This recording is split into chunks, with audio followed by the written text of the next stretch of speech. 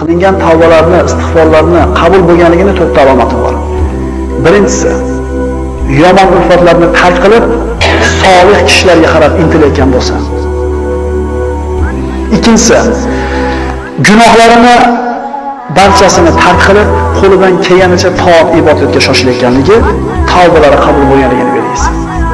Uchinchisi, qalbidan dunyo muhabbati ketib, unda oxirat qayg'usi paydo bo'lishi. Agar shu sifat bor bo'lsa, insonning tavbalari, istig'forlari to'g'ri bo'layotganligi belgi. To'rtinchisi, biz hozir qilgan tavbalaringizni to'g'ri bo'layotganligini bilish mumkinmi desa, mumkin deb turib 3tasiga javob berdik.